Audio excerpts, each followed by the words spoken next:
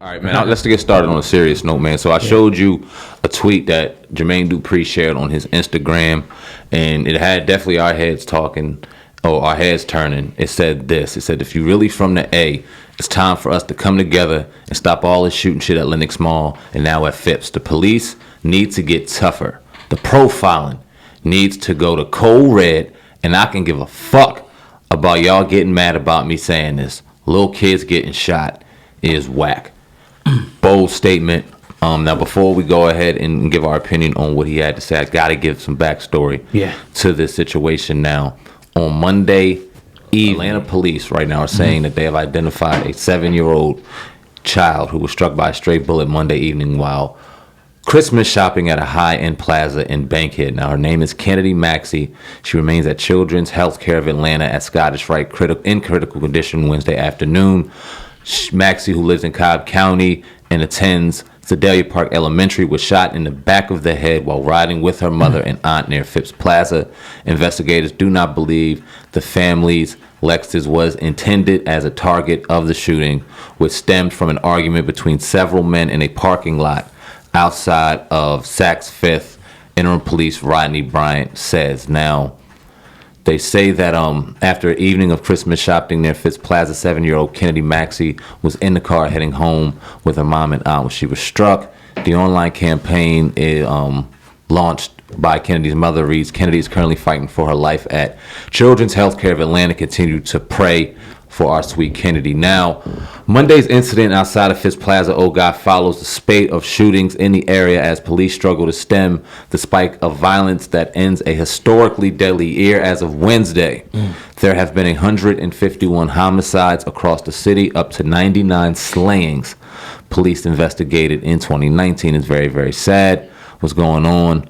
So with all that being said, we have a young lady, a young 7-year-old child fighting for her life. So we pray for her family now. Definitely. That's sad. Very, very unnecessary what's going on. And then we come to Jermaine Dupri's comments. So, God, what do you think now? You got the whole backstory, and now we see what's your thoughts, man?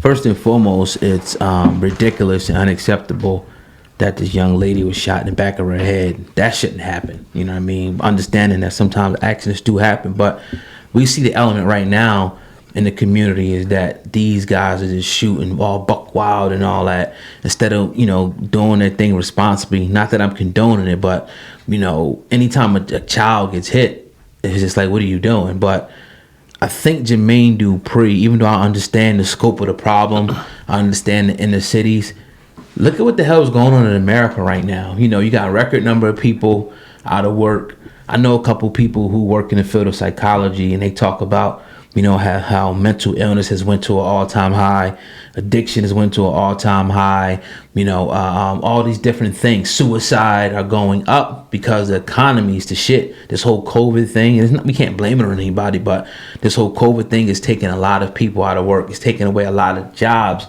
that would necessarily be, here, and people will be working. So how does this tie into everything? Crime goes up when people are not working. When people can't eat, they got to go do things. You know what I mean? When crime goes up, people start killing, people start stealing, people start doing whatever they got to do to so-called survive. Well, I think Jermaine Dupri is misguided and even toxic with his statement is when he's telling the police that profiling needs to go to code red. The police were never, in my opinion, the answer.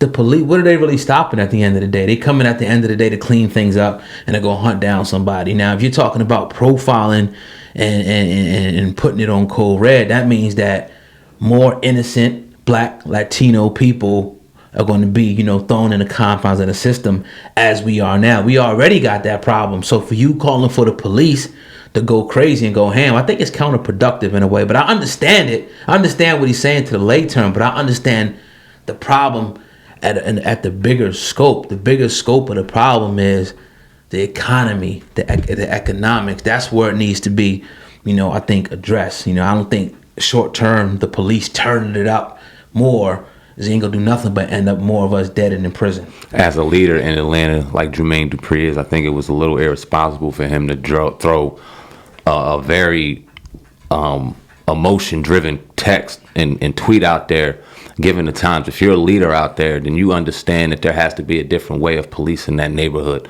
And I'm not saying going out there and using a gun for a gun or anything wild to put yourself in any kind of situation, but I think any grown man, any grown adult, anybody with a soul will understand that in children, women, children, elderly, anybody innocent in a situation that falls and succumbs to random gunfire is very unnecessary, and we have to do better for that. Absolutely. But when you talk about putting code red, and you're talking about police forces who already don't understand the complexity of our neighborhoods, don't understand the complexity of our people, don't even understand the tone and the context in which you speak. We understand it's code red out here, but why can't we get together? Why can't we, like we see these marches out here when police kill black folk, why can't we all get together and say enough is enough in our neighborhood without the cameras, without the flashy fucking mask and the signs and the fist up, really come together without there being any media involved, and let's get this shit moving in the right direction as opposed to putting a wild tweet like this out. This kind of stuff just kind of makes me feel like,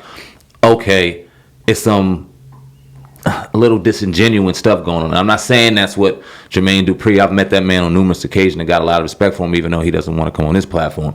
Got nothing but respect for him. But this comment right here, I just think it's a very irresponsible, and like you said, it just kind of, it may open up Hell's Gate. You see, it's kind of like, all right, somebody who's on the fence of, we don't really like black folk, but we like playing ball with them and we like rocking on Mad with them, sees this and goes, throws this on their Facebook, you see? Jermaine Dupri said it. Yeah. Exactly. And it's like, oh, shit. And you look at it, man, it's the syndrome, I say, the man who's been rich too long, the man who's been up in, Sandy Springs in a mansion too long and kind of is disconnected from what's really going on in the street. You can point from the mansion all day and say, oh, you need to do this or you need to do that, but it's going to affect the people that you might not feel, but it's going to affect those people at the bottom. You at the top, Jermaine. You can sit up here and you can bark your orders and be comfy cozy, but the people at the bottom is going to feel that shit the most when you pointing and pretty much saying it's open season or code red on the profile. What the hell does that mean? Like, I want a better explanation of what that, when he's saying go in, that means start running down on more niggas. That's what that mean? The police need to get tougher. The profiling needs to go to code red, and I could give a fuck about y'all getting mad about me saying this.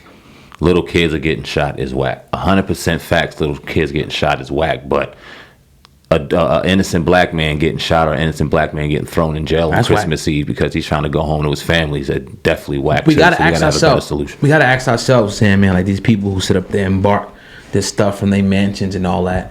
What things have they put in place, with the money? And maybe he has.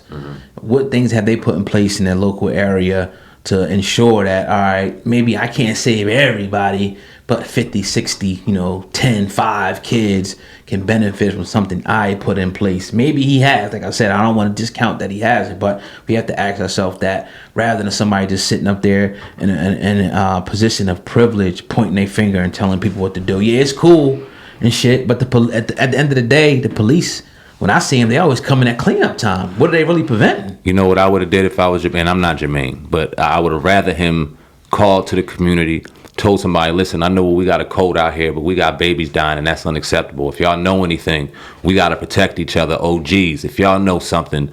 T.I. style? I'm not telling to go to the tip line, but there has to be a way that we can do this without the police coming and busting down on our backs. If we got to bring them motherfuckers in hand and chain ourselves and throw them in the police station ourselves, that's the motherfucker that did it and walk up out of there, then let's do that. Because we can't have babies out here getting shot in the head while they're out here Christmas shopping, 7 years old. We got kids around that age. We coach kids around that age. That shit hurts. That can't happen. But you saying code red, the profiling has to turn up. The police have to get tougher. Whoa, bro. Code red on education, better education. Code red on better economics. Code red on better entrepreneurship programs. Code red on those type of things. Code red on better police understanding in these neighborhoods. Yeah. That kind of stuff, you know what I'm saying? But yeah, man, shout out to Jermaine. He probably ain't gonna like this video too much, but the people, listening, man, I hope you guys, if you liked the video, you enjoyed it, share the video, smash the like button. And this particular episode is being brought to you by Skio Clothing. You see it right there. It's www.skioclothing.com. Make sure you go right now to check that great clothing out from the brother at skioclothing.com. Shout out to Reese, man. What we got next, brother? Meek. Let's talk about Meek real quick.